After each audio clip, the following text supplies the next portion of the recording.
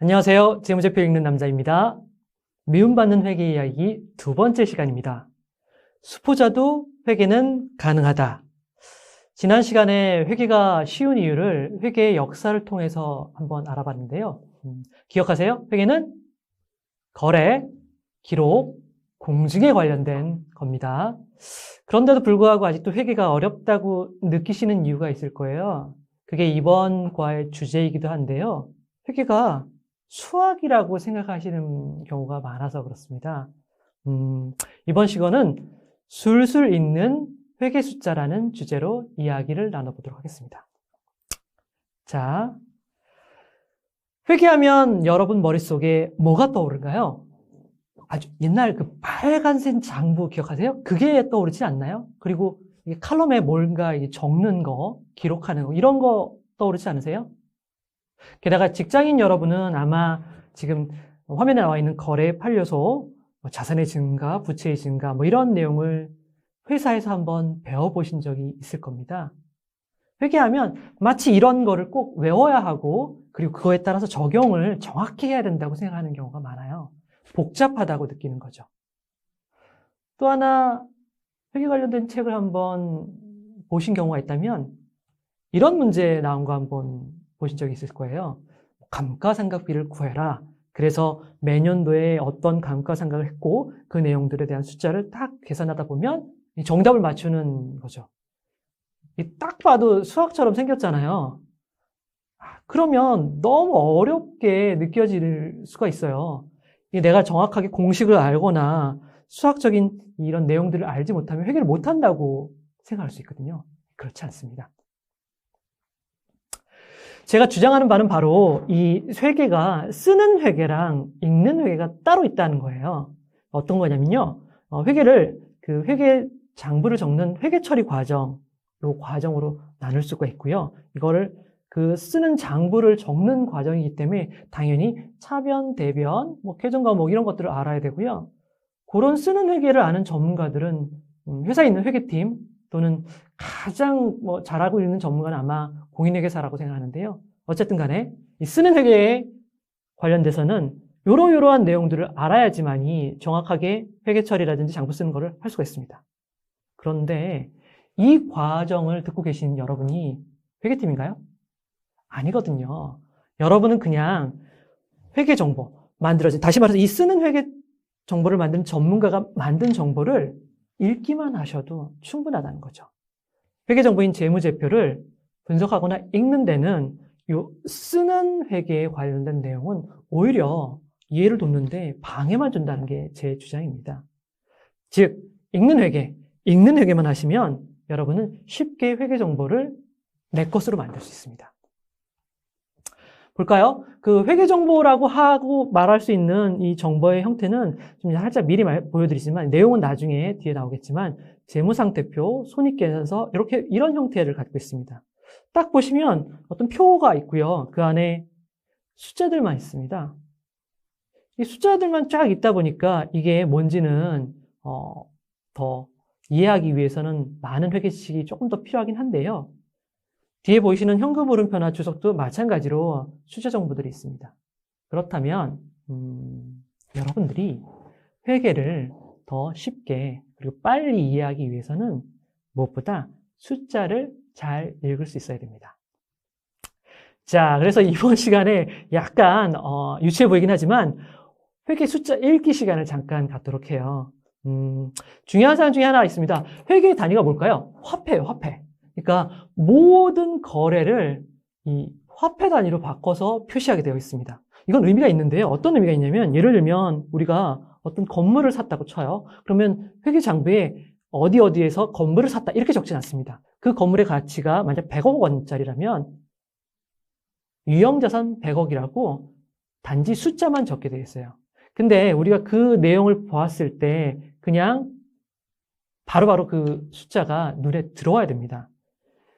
제가 추천드리는 방법 중에 하나는 숫자 단위를 억 단위로 바꿔서 읽으셔야 된다는 겁니다. 여러분이 관심 갖고 아셔야 할 사항들은 기본적으로 억 원 이상이 될 것 같아요. 자, 게다가 재무제표 회계 정보를 보시다 보면 그 단위가 앞과 뒤 자꾸 바뀌는 경우가 있어요. 원 단위, 1,000원 단위, 100만 원 단위로 바뀔 때가 있어요. 자꾸 바뀌는 단위 안에서도 숫자를 쉽게 바로 1억 단위로 바꿀 수 있습니다. 내용 쉽습니다. 보십시오. 단위가 원일 경우에는 콤마 제일 앞에 세 번째 자리가 억 원입니다. 단위가 1,000원일 때는 콤마 하나만 있고요. 그리고 앞에 세 번째 자리가 억입니다. 단위가 100만 원일 경우에는 콤마 없이 바로 억 원이 됩니다. 그림을 다시 한번 보시고 그 단위 세는 것들을 잘 이해해 주시길 바랍니다. 근데요, 이거 하라고 이거 되게 도움이 된다고 말씀드려도 제가 느껴지거든요. 카메라 밖에 있는 여러분들의 그 시선이 저거 뭐하러 해? 누구나 다 할 수 있는 거. 그러니까 이번 시간에 이거 완벽하게 할 수 있도록 연습 문제를 푸는 시간을 좀 갖도록 하겠습니다. 볼게요. 화면 보시죠. 화면 보시면 같이 해볼게요.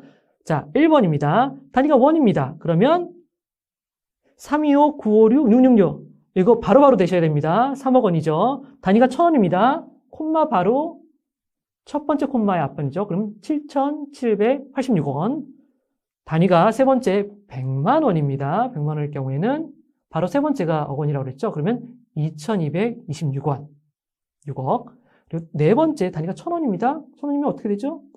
잘 보세요. 보시면 236억. 자, 5번 단위가 1,000원입니다. 여기 크죠? 1,000원인데 숫자가 많습니다. 1조 2,500원입니다. 한번 빠르게 해볼까요? 6번 다 단위가 원이죠. 7,893억 원. 7번 단위가 100만 원이죠. 16억. 8번 원이죠. 336억 원. 맞나요? 그렇죠? 따라오고 계시죠? 9번 단위가 1,000원입니다. 98억 원. 10번 마지막 100만 원일 때 332억 원.